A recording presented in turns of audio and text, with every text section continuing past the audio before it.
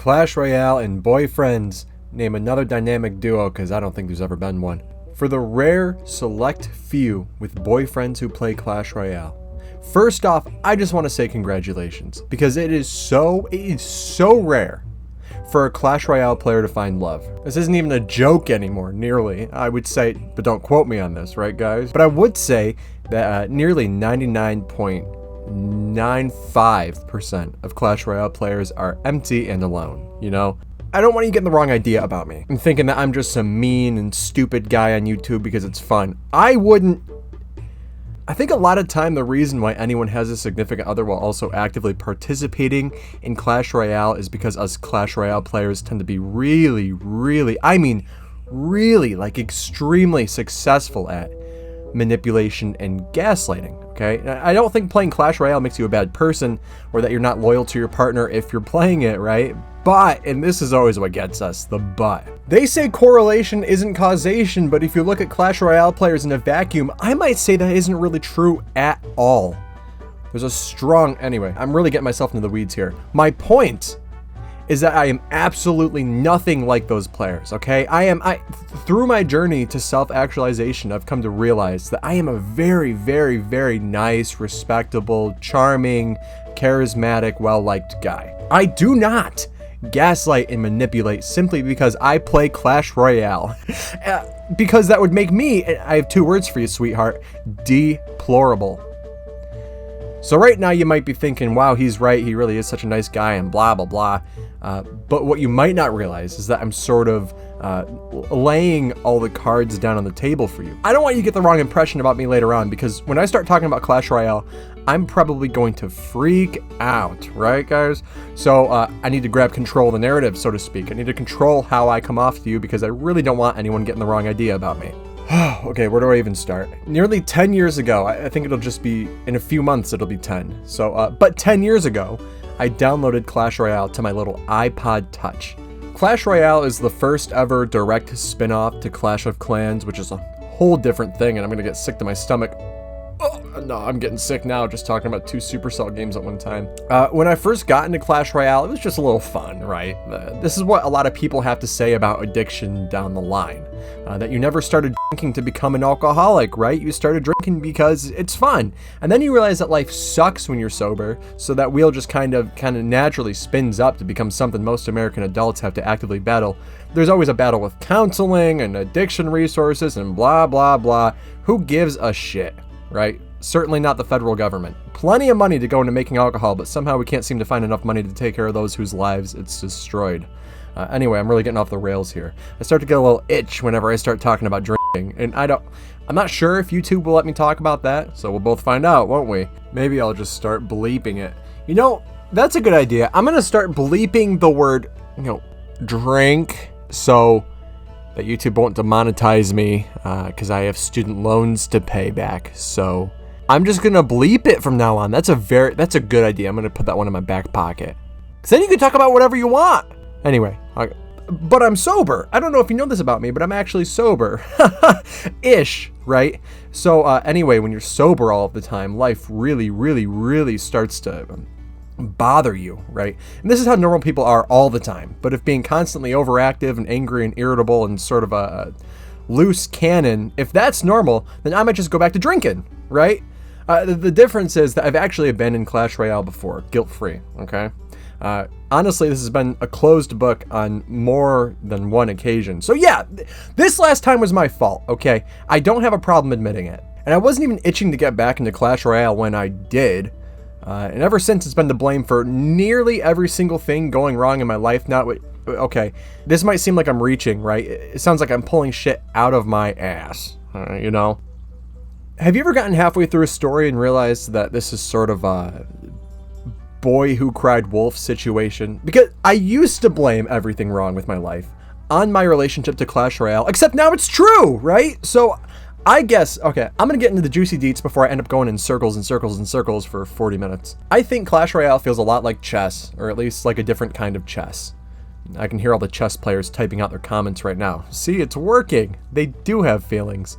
The problem is when you take a look at Clash Royale and chess next to each other, it looks a lot like think about it like a Minecraft birthday party, right? Now, everyone likes Minecraft, so I think the 4 of you left watching will actually find this quite relatable. When you go to like your 6-year-old cousin's birthday party and he asks his parents for a Minecraft-themed party, so that's what you show up to, and it's like, wow, okay, there's themed napkins and a tablecloth and some gifts with balloons on the table. You're not there because you think the Minecraft birthday party is Minecraft, right? It's not actually fun or cool, and you can like Minecraft without wanting to go to Sunny Jim's Minecraft party. Because he doesn't understand the reality that birthday is not like Minecraft, right? The world hasn't broken him down into the apathetic little capitalists like you and me that were shat out on the other end. But I can compare Clash Royale and chess to that kid birthday party here. What I mean by that is, chess is Sunny Jim's birthday party with all the napkins and the bullshit that his parents bought just so he has something to hold on to, as the people around him will spend every waking second of his life from then on to make sure that he can never have that kind of fun again.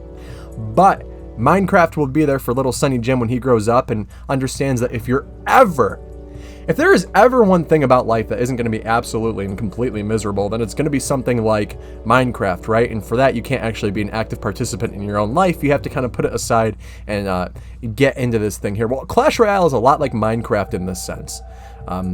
Much better than Birthday Party. Thank God I'm really good at explaining things so you know exactly what I mean when I say chess is just Minecraft birthday.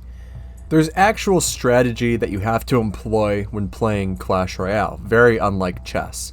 And I feel like I've spent my time in this game over the summer attempting to learn and internalize interactions in my deck so I can eventually get the upper hand, which, yeah, you know, I lose a lot. Disregarding throwing real money at the wall to get quote-unquote better at this game, I really do like, I guess I was going to say I love it, which I guess is true. I mean, I hate it, but that's not really love's opposite, right? We don't hate for lack of love, okay? The opposite of love is apathy. So, but no matter how hard I try, I can't drill apathy into my head, okay?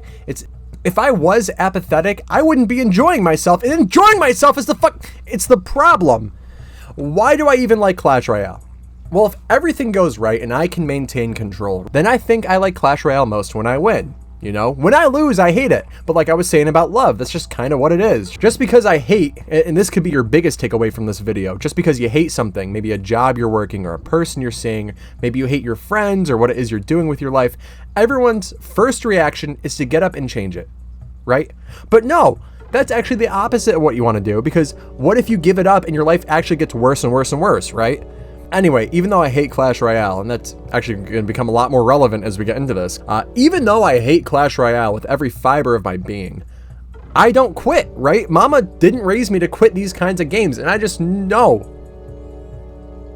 I know if she were here right now, and I told her I was going to quit Clash Royale, she would look me in the eyes, put the phone right back into my hand, and tell me not to give up on my dreams.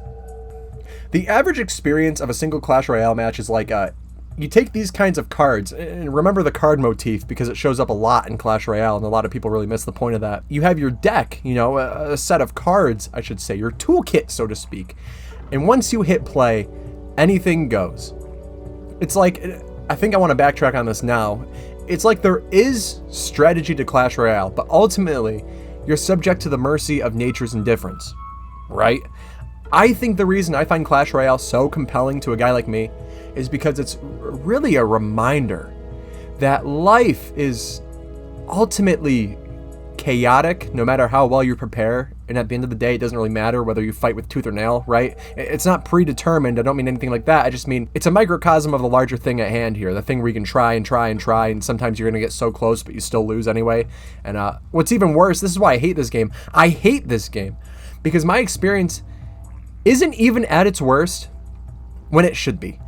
My experience ideally should be the worst in Clash Royale when the second I make a wrong choice, and this happens all the time, when the second I make that wrong choice, I know I fucked up. I'm sorry, effed up. I effed up right then and there, and there's nothing you can do about it. This could be with 10 seconds left on the clock, or it could be in the first 10 seconds. And if you're just going to try to sit there to think, maybe there's a way out of this, maybe I'll lose, but I can't do nothing. No, there isn't. And you'll just sit there nearly every single time watching your control over the match absolutely crumble to dust, and there's nothing you can do about it. Anyway, you love to hate it. That's life, I guess. I would go into the whole history of Clash Royale, but to be truly honest with you, I just don't care. I mean, you were either there and you know, or you won't and you don't care. You can see there are a lot of cards. Now, remember, like I said, the card motif, it comes up a lot. A lot of cards that do or don't give a certain thing. And of course, they all have different interactions on the battlefield at any given time. So to kind of avoid having like tons and tons of cards that are difficult to deal with all at once, they make them cost a certain amount of elixir, which builds up as you sit there with your thumb in your ass, right? But as the match goes on, the elixir might start building at double or triple the rates, depending on how far you go. So then there's all this strategy that kind of comes down to timing, rhythm, and card choice. Those guys can get the cards building. You can put a ton of shit out on the field, but then there's cards you have to worry about, like getting a log or a fireball to completely and utterly destroy everything you spent so much elixir to get onto the field. I guess beyond the face value of gameplay of like play cards and do better than your opponent, there's a lot of high-level strategies that intelligent people like me have to utilize in order to really actually win. There's things to do, like figuring out what deck they have, or maybe even getting a feel for how much elixir they have, what cards might be in their hand, so on and so forth. I'm not going to show you any of this. I don't want to give the trick away here. What am I, a fucking magician? No. So I'm not giving away any secrets in this video, and if you came here for that, you're out of luck, Sherlock. But sometimes I really do get into my flow state. You know, I'd sit down in my backyard this summer just to take in the view and enjoy the space before I end up having to move into a cramped apartment that I secretly hate. But I always had a beer. But I'm sober, right? So I would sit down, got my comfiest clothes on, the plastic Adirondack chair kicked back just right. It's 75 degrees out. Buffalo, New York, baby. But I'd spark up a freaking doob, and I'd sip on that Genesee, that ruby red Kolsch for my New York crew. And I was, this is just so funny because this is actually kind of why I'm sober. Because this is the best tasting, cheapest beverage a guy can find up here, right? I mean, you kind of need it if you're going to withstand the excruciating existence that comes with living in New York. But so this drink, this ruby red Kolsch, it's purely seasonal, meaning it's only around for the summer. I don't understand why we need to have this kind of seasonal like thing for the most delicious thing around. Because, like, I don't know, are you getting your grapefruits from upstate New York? No, you're not. But this is neither here nor there. I'm sorry. It's like I said, I'm working through sobriety here. So when these drinks go away, it just kind of coincides with the end of the summer, right? The end of an era. And then just when you think it can't get any worse, yes, it does. It can. Because then you have to do the whole daylight savings thing, and then we're extra miserable for the winter, and instead of paying $10 for a 12-pack of that beautiful Ruby Red, I end up buying more expensive IPAs and drink more because no Ruby Red, no sun, and I'm horribly, hopelessly depressed all winter long. Because I guess a lot of things, your body in upstate New York between November daylight savings time all the way till March, a lot of things start happening to your body. And you start to change, right? So I'm up all night more than I ever am in the summer. And sometimes you start going to sleep at a time that is later than 7 or 8 a.m. And you wake up between 4 and 5 o'clock in the afternoon. And because it's already so late, I'd say, wow, it's 5 o'clock somewhere. It's 5 o'clock now, baby. So, you know, you kind of roll out of bed, crack an IPA before doing anything else, right? Like before brushing your teeth or texting your girlfriend or doing anything at all, you start drinking, right? It's 5 o'clock. I didn't make the rules, okay? They just said that you have to wait until 5 o'clock to drink, and it's 5 o'clock. There's no cop I have to call to ask, can I have a little drinky? You just start at 5, okay? This is what we've been doing for as long as I've been alive. However you have to get to 5 o'clock, you know, whatever. You do this for, I'd say, about the first 50 or 60 days following daylight savings time, straight, okay? But okay, for unrelated reasons, I decided life was better when Ruby Red is in stock and it's warm out. But if I keep up drinking when life is bad, I drink a lot because life is good, and then when life gets bad, I drink even more. So if I keep up at this rate, especially right now, I'm going to be dead on a beach in Washington before it gets warm again. Especially if you're in Washington, it's never warm up there. So I just choose to stay sober until the good shit's back, right? Seasonally sober, right, guys? So, but Clash Royale was perfect with a drink. Because you can kick back and kind of engage in that flow state where I'm happy, life is good, and I'm kicking these kids' asses in Clash Royale. I'm taking over, all right? This is my game. But what happens when you drink too much? You start getting lazy. Maybe you stop paying attention. And then all of these people come out of the woodwork to make your life shit, right? And they're doing it on purpose. Ooh, goosebumps. I was talking to Clash Royale players in real life, like with nothing between me and them to stop either one of us from trying anything. I just, when I'm forced to confront another human being that plays Clash Royale, I am on edge. So I got goosebumps last night, and I'm getting them again just talking about it. I want to talk about, what I want to focus on is the actual material problem that Clash Royale forced onto every single player that chooses to log back into this game more than once. How much money are you going to spend? And this is kind of where we crack the wall not open, right, so to speak. We're actually starting to get somewhere. Clash Royale has a lot going on with it in terms of the perceived player experience, right? There were 13 levels to a card, then 14, 15, now 16, okay? So if you really suck at this game and you want to... Also, oh my god, this is so important, I can't believe I forgot to bring this up. Some people will pretend that Clash Royale is like a ranked optional kind of game. You know, ranked play, R-A-N-K-E-D. Like Call of Duty, you know, fucking, what's the word? Fortnite, you know what I mean, ranked play, Fortnite. Now, people will pretend that Clash Royale is not like a ranked only game, because I guess there's a game mode where like everyone's cards and towers are at level 11, so I guess in this sense there's an option for a level playing field, but you're an idiot, a worthless husk of a human being if you think anybody gives a shit about standard play, right? This is what I said to those guys last night. I said, you are the problem. This is your fault. Clash Royale is predominantly focused on keeping you in the quote-unquote ladder. And what I mean by that, this is the real thing. This is actually what it's called, the ladder. Or I guess they started calling it Trophy Road. But you win trophies when you win, and you increase in rank, and then you lose... or when you lose, you slide down by that much too. The problem is, there are 16 levels to these cards, okay? And there's a lot of cards of different rarities and playstyles and types, so there's obviously room for pay-to-win scenarios, quid pro quo or something. I don't really know what that means, but I think it would work really well here. So the problem is that you can buy progression, right? And it's more of a problem now than it's ever been before. But it's always kind of plagued Clash Royale, right? You get stuff in game by playing. It used to be through chests that you win when you complete matches, which you had to unlock for 3 or 8 or 12 hours before you could open it. And now it's there were lucky boxes, and now they quote unquote brought back chests, and it's just these like lucky box slot machine bullshit designed to look more rewarding than ever, while actually giving you as little as they can get away with, as frequently as they think they can get away with it, before you stop spending money and quit the game. I haven't even really got to the spending part yet.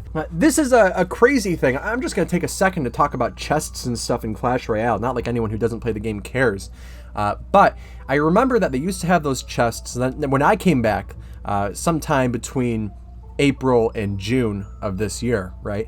I came back, and suddenly everything is loot boxes. Lucky boxes. Tap the screen a ton of times, you know, tap, tap, tap, little kid, your fingers, get your fingers on the screen, fucking tap the screen, and it's 1 out of 5 stars, and you just have to hope it lands on a good star, and then hope it lands on a good card that you wanted.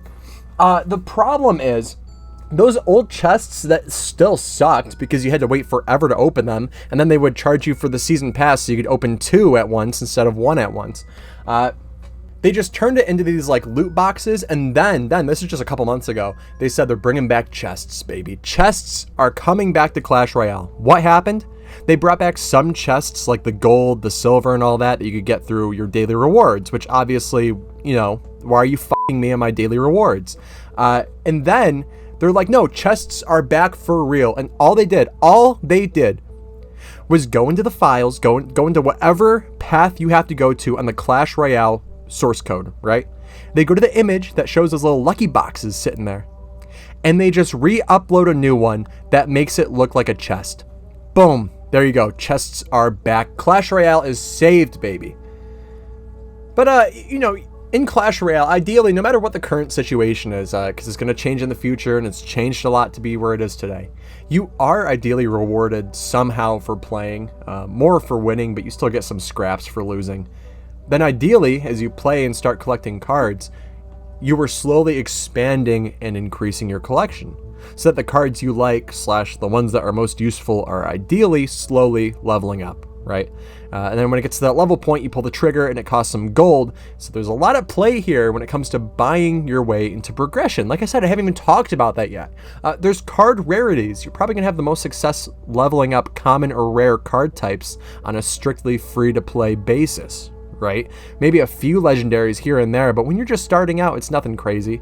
It doesn't take too much to level cards, doesn't take too much gold. You can enjoy getting better, both on a skillful and technical level. Obviously, for those of you who don't need every single thing spelled out for you, you must not be a Clash Royale player. Obviously, there's room for corruption, because of course you're going to be able to buy your way up, right? Spend a buck, save a week, feel good. Then you start to get like level 13 or 14, and these cards start taking thousands to upgrade. I mean, so many cards and tons of gold. Obviously, by this point, progression as you learned it, as it was shown to you, starts slowing down, and it starts becoming a lot harder to keep upgrading and leveling at the same rate you were before. So this is where buying stuff is a lot more appealing, right? Where the game stops giving you all the same rushes of leveling, progression, and ultimately dopamine, then hopefully, well, not hopefully, but they hope this, hopefully then you're feeling a little burnt by the whole thing and you're ready to spend some money. But it doesn't even stop there, because it keeps getting worse. And this isn't even the worst part, because I have yet to tell you about how Clash Royale has irreversibly destroyed my life in ways that I haven't quite wrapped my mind around yet. You know, I'm still kind of dealing with it and trying to process my way through it. But, you know, there are so many cards, and every time they add another card, that's one more card to dilute the loot pool and further ensure that you're not naturally leveling up your cards too fast. Then on top of this, to avoid having to add more useless cards that ultimately hurt the game more than they save it, they add useless features of cards with new things like evolutions and heroes. So now, like, take the Knight card. It's rare and about as easy to level as it gets. But so now you don't have to worry about collecting all the resources you need to level it up. Now you can buy Evo shards, which cost somewhere between $6 and $12 for like three out of the 6 shards you need. And now there's a hero function, completely different from the evolution function, because evolution is purple and hero is gold. Dumbass! Now, Supercell is giving an option to potentially triple dip on cards that players might have maxed out otherwise, at least like longer term players. And then there are champions, which are outrageously overpriced, and even worse, they're actually extremely useful when they get leveled up enough. Even legendaries, which once upon a time were the most sought after reward in the game, or are just like sort of cool, but who cares, right? Good luck upgrading that log or your princess, because I've spent money on the log. I've spent money on the log. A digital GIF, a GIF of rolling wood, cost me $20 fucking. I was actively getting a tattoo at the time, and I think I was so blinded by the endorphin rush that I barely even saw anything besides, I can spend $20 right now and get a level 15 log. It's 16 now, but that, you know, they kind of reworked the game again, so I got that one for free. But why did I spend money on that? Because I really love the log. It's been in my deck basically since its release years and years ago. But people upgraded their cards to outrageous levels with decks that cost God knows how much, and you're not going to be upgrading your log to level 15 in a couple of months, sweetheart. Strictly free to play, that could probably take you a year. When they put up the actual okay, I guess I got, deep breath. Crazy Jake going a little too crazy. When you put out an actually intuitive arena duel style of game like Clash Royale, but start doing this kind of shit, making sure there is no point at which you can't spend money on something, then everyone's gonna spend money on something. People like me or you who have been playing Clash Royale for 10 or 5 or even 3 years, we've both seen this movie before, right? Whatever your situation is, however much money you did or did not spend on your deck, however long you've played or invested, that you've become in this game, both in body, mind, and spirit, there's always, I'd say, like a 30 to 60% chance at any given time that your opponent will have even a fraction of the playtime and investment that you have and still smoke you with a deck that way out levels yours. Like actually bad, genuinely bad players. So when you get into the flow state, the ruby red is cold and the night air is clean, you can still get cobbled by whales! Okay, I'm sorry. People that sucked their dad's entire 401k dry for a shot at a full level 16 Mega Knight deck in Trophy Road that I have to play against, okay? I am more than sure that both you and I have faced genuinely garbage players who spent just enough money on their decks to get the card levels to make up for their overall lack of brain activity. Sometimes this guy loads in with his chicken in full choke, okay? Out of nowhere, your beloved deck is just 8 bowling pins, right? Ready for him to make a fool out of you and feel better about how much money he spent on a phone app. So a lot of times it's a toss-up, but rarely, well, not rarely, but definitely not frequently. So I'm going to say rarely here. You can actually outsmart your opponent, or you just have to know how to play the game a lot better. So you kick his ass and spam the most aggravating emotes you can think of to really rub it in. That, wow, what a feeling. I'm getting a rush just thinking about it. 10 out of 10 times I look back on that experience and realize that I would have paid for that. Actually, maybe I should watch what I say. I don't want to give them any ideas, right? Or any more money than I've already given them. Anyway, the point is, when one person starts spending money, it upsets the whole fair-paced balance that the game already barely had going on anyway. And then everyone starts spending money. As angry as it makes me to go against fully leveled 16 decks, when it just came out like, what, 2 weeks ago at the time of now, it doesn't make me as angry as the developer and publisher's decisions around how they treat this game. And this is great because it relates to the level 16 freakout I think I'm going to have in a few minutes here. There is no end to what you can buy in Clash Royale. The shop is full and ready to burst. There are deals upon deals, quote unquote, right? This is just what they call them. It's like if getting mugged but keeping your life were a deal, for those of you who know. But just look at this. You can buy anything you need. And it all comes at a cost that is larger than it was last year. There is, and this gets to the heart of the problem I have with inflation, right? And it's completely made up. Yeah, Minecraft birthday, right? There is no reason ever in the history of the human race to increase the cost of things, of anything ever at any given time in Clash Royale. Because inflation will never affect Clash Royale. It's just like anything. You start making more money, trying to get ahead of this world, and maybe start establishing a place in life where you can finally be happy, so you can start making more money, and companies just make things like this cost more for no reason other than they want more of that more money you're now getting. And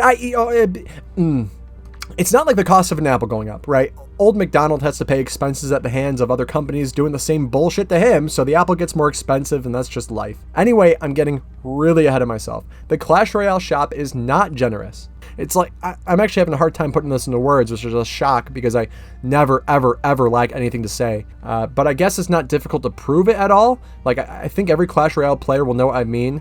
But I've been paying a close eye to the shop because I noticed one day that microtransactions in Clash Royale really have to walk this leg hair thin tightrope between giving you barely enough in anything you buy that you think it's worth buying, but like just barely, while also charging as much as they possibly can for it without making you look at that and go, nah. But these days it's been a lot more naws for me. A lot more. And I don't really buy much in Clash Royale. I'll get into that in a minute. This is a problem that has, if nothing else, gotten so much worse over time. When I was in high school and they were just adding crap like a battle pass and the firecracker, listen, those passes gave you a lot in comparison to today. Trade tokens, chests, all that sort of stuff for like $10. Or maybe the season pass price has always been where it has been and they've never changed it. I don't know. I do know that the season pass has slowly been trickling out with slightly less than it did 3 months ago, and that's always how it is every time I log into the season pass. I go, wow, what happened?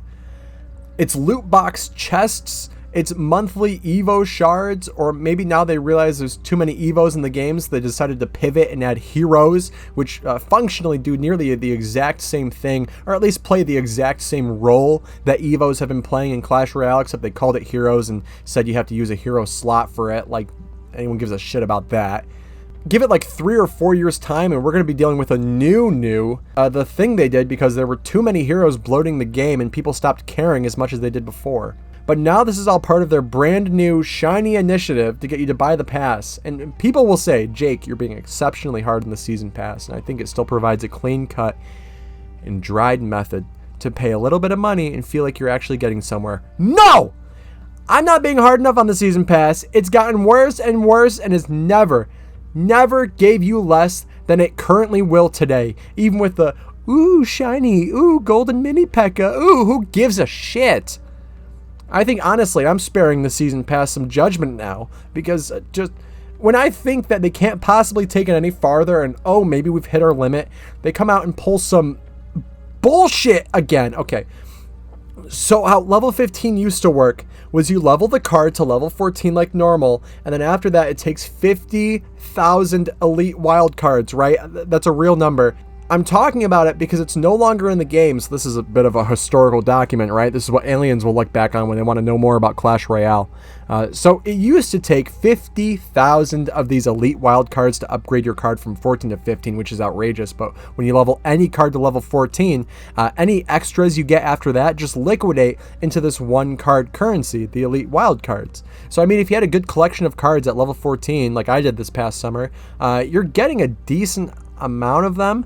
So I was just doing this thing where I like you could buy them, no surprise. You could buy these elite wild cards instead of just earning them. So this summer, I was doing a thing where I was actually grinding and saving up for one level 15 upgrade, just naturally, free to play, you know. But then when I got to that point and I was about to level up a card, I was like, well, why don't I buy a level 15 to match it? I'll just buy 50,000 elite wild cards at the same time as reaching 50,000 here, so 2 level 15s. It's kind of like my own little treat, right? You know, it's not like I don't know what I'm doing. I can yell at the casino from the parking lot, but nobody inside will bat an eye at you. Believe me, I've tried on several occasions. When you go into a casino, you know what you're there for, right? Ideally, you want to win, but you're an idiot if you get mad for losing. So this is just, I knew what I was doing here.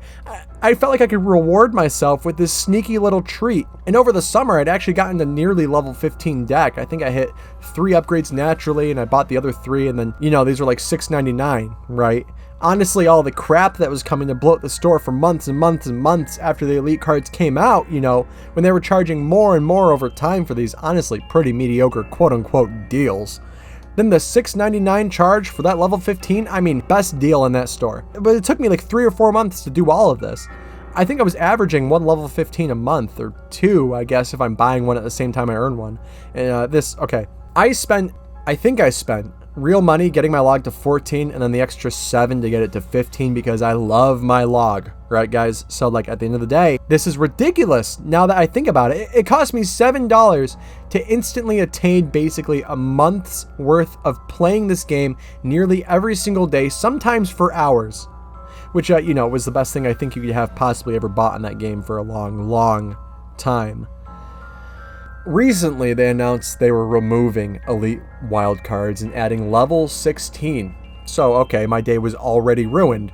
This deck I spent so long to craft and hone and perfect and essentially allow me to bully my opponent into giving me control over the match. Now that I've been outshone because I'm no longer at max level, right? They increased it. But now, things still cost cards like they used to. None of this extra step crap at the final level. You can just level up to 16 like normal. Of course, this takes millions and millions of hours of playtime to even get enough cards to level 1 up to 16. But what did they do instead of elite wildcards? Well, they started making those things cost gems. And gems are a relic. I mean, really, a real relic of Clash Royale. I think from day 1 there were gems in this game, and they've had uses here and there, but I mean, it's been so many years and so much has changed in the game that, so honestly, I mean, truly honestly, I would say that they haven't had much of a place in Clash Royale in terms of usefulness since the pandemic. And the pandemic didn't cause this. I don't want you to worry about more than one thing at a time here, but now you can spend gems to level up a card, which, like I said before, they weren't really for much besides, you know, like you can buy emotes, maybe a challenge if you give a shit, but now they charge so many gems to upgrade cards. And they announced this as part of a cute little gem rework where they were gonna make gems important again, get rid of a lot of the bloat that was rewarding people a little too much, like your books of books and elite wild cards. So now you have to pay way more to upgrade a card from level 15 to 16, and if you're not gonna pay for it, you're gonna be playing a lot longer. And gems just like kind of fill in whenever you need to reach that level, charging you according to the quantity and the rarity of the card you need. Now let's have a real life example, okay? I'm looking at it right now. To upgrade my level 15 princess, which has 0 out of the 20 legendary cards needed to get her to 16, it would cost me 4,200 gems, okay? Let's go look. The gem market, and I still haven't emphasized enough, the gem slot The gem shop, sorry, a little Freudian slip there, is a relic of old Clash Royale. Not a single, and I mean it, not a single damn thing on this little section here has changed since this game came out. Everything is identical to how it used to be. They didn't change anything about gems or giving you more or whatever. So 4,200 gems. I can buy a $10 pack and a $20 pack and that still wouldn't be enough. So I can buy $40 worth of gems and that would just be enough. $40 fucking dollars. After this, you would have 800 gems left over.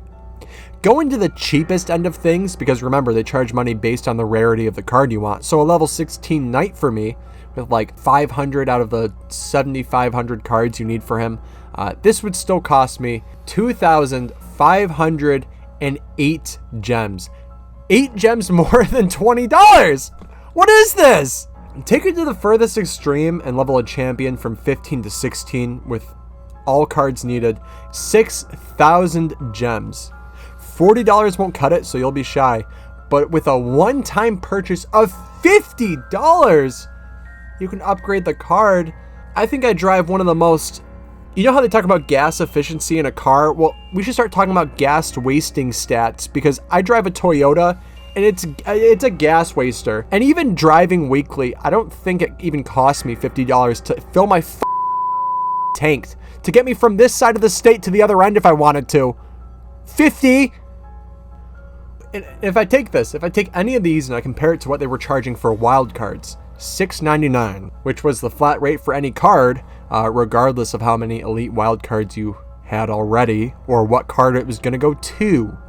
To be honest, I don't know how we ever got to live in a world where I was lucky.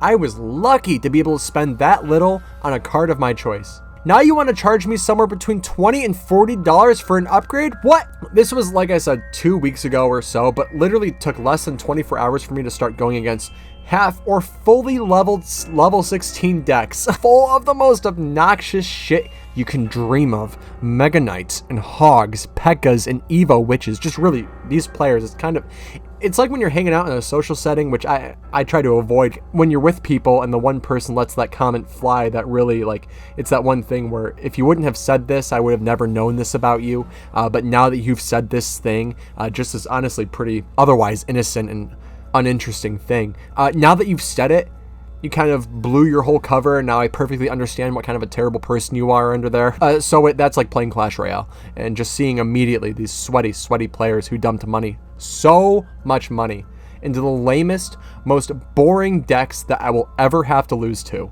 They kind of make themselves immediately obvious right from the get-go. You know, it's like a dog whistle almost, and I can hear it. And this is my problem with Clash Royale. I really like to play this game. I don't know why. I can't explain it. But I've been playing it for a long time, and like really at this point, it's not really an addiction as much as it already is an addiction. But I've been playing this game for so long, and I've always just kind of seen the road this might be going down, right? I can see Vesuvius in the distance, and just, I know where this is going. What I didn't know, and actually I would have benefited very much from hindsight here in this situation, was how bad it was going to be once we got there, you know? This isn't the Clash Royale is over party. People will still dump money and time and bullshit into the stupid game for as long as it makes that money and time and bullshit feel like it's worth it in the moment, right? Because once you realize you f***ed up and you feel the buyer's remorse, right? Once you get there, the money's gone. You just have to fall victim to the sunk cost fallacy to keep playing, because even if you regret it, you're going to regret it more if you don't use it. And this is just what gets us trapped in the vicious cycle where you spend some money and then you fall deeper into the sunk cost fallacy, and you keep playing and want to grow and then get frustrated by the people spending money. So you look for a way to spend as little money as possible to maximize your efforts. You know, you look for your $6.99 wild card. But sooner or later, I guess you could say this is a moment of reflection for me, which I never ever like to do. I didn't even think I'd be doing it right now. I'm just sort of one of those guys who's absolutely, like, completely uninterested in my own personal growth or self-actualization. You know, I sort of, whoops, throw it out the window, right? But I guess for me right now that I'm being confronted with the weight of my own actions in this game, I'm realizing that the $6.99 wild card was nothing if not a mistake. For me, it represented that I don't have to spend money, but if I'm going to, then at least it's nothing crazy, right? Just a little treat for myself every once in a while. But I think either Supercell or the massive Chinese super conglomerate that purchased them, called Tencent, someone somewhere realized, I think, that they were being too generous and had to bring everything up to speed all at once. They don't add this new garbage out of love of the game or for respect for their players. They're not simply trying to give you something exciting to do while pretending microtransactions are purely optional points of progression. I think these days it's a lot more convenient for them if you think that's just how it is and they have no control over it. It's always convenient as long as the wool is pulled over your eyes even a little bit. And for every second it's not, there's millions of people that have it pulled over their eyes anyways. So what does it matter if you wake up from this reality, right? Everyone else is still asleep. And they kind of don't give a fuck. I mean, this is like every company ever, right? No one cares. Absolutely no one cares about you. They just want your money, right? This is just what it all is at the end of the day. This is having to deal with the existence of being a human being in a world that we're born into this. I didn't ask for this, okay? I didn't ask for this. So I'm just trying to deal with it as best I can. And you just get shit like this, which is insulting. I give you my time and my money, and this is how you fucking treat me. And you should all be saying that too. This is how they treat all of us. But if they don't add new levels, new cards, new card types, champions, evos, heroes, etc., new things to buy for more money than ever before out of concern for what you'll do when you get bored, that's not why they're adding them. They do this kind of stuff because they need money and they need more than ever before, right? Remember the company, the shareholders, if you will, they need to be earning more money than they did last month, right? In this kind of world, making $1 billion this year when you made $1 billion last year isn't good enough. It needs to be 1.5 billion, 1.8, 2.5. And these aren't crazy numbers here, people. You should see Clash Royale's sales. Like, look at the numbers. Absolutely mind-blowing that when it came in 2016, it raked in $1 billion. This is a game that's known for its pay-to-win architecture from a company that's known for their pay-to-win architecture. And you and I lose every time we forget this or make any kind of excuse for it. The problem is that this game, this deeply enchanting game with a lot of potential, is weighed down by this sort of like storefront tumor, right? That just grows bigger and bigger every single year under your nose. Cancer kills. Right? And that's no joke. I'm being dead serious for the first time all video. And if it goes untreated, the host... I think that my favorite overall outcome for Clash Royale would be if it succumbing to the weight and the strain of the cancerous growth called the store page. I'm gonna have a frickin'... I'm not gonna be able to get to sleep tonight. I got myself too worked up. I'm like a little dog. One last thing, I guess, before I get to my closing thoughts. Just another fun tidbit of Clash Royale. What the hell is going on with this events tab? This is what's so funny, is that ever since I've got back into Clash Royale, like 6 or 8 months back, this tab has been under construction, quote unquote, this entire time. What are you talking about, under construction? Just get rid of it. We've had multiple reworks and things added / removed from the game. They even made some kind of weird auto chess style game for Clash Royale that you can play in Clash Royale. And then they re-released it and all of its reworks. This is all like since I started playing. Like I said, not even a year now. There's a whole other side of this game that I haven't and certainly will not touch on because honestly, between you and me, it's not Clash Royale. It's like all the other failed games that Supercell releases and then they have to pull like basically immediately due to poor market performance. It's an angel is born every time Supercell has to cancel a game. So I think they just kind of put this one in Clash Royale so you're more likely to stumble upon it and maybe play it a little bit. So they can just kind of be lazy that way. I don't even care. I'm just saying this events tab has been broken for as long as I've been back, which every time I look at it, which is every time I log in, I think it is just so ironic considering how much elbow grease is going into making this game look as appetizing and not broken as possible. Because if people wake up to the idea that this game is actually really bad and not worth the money, then they're going to stop paying and Clash Royale might die. Do I want it to die? I mean, I already gave it away. Cat's out of the bag, right? Can't put it back in. So I think at this point, I don't really care if it does.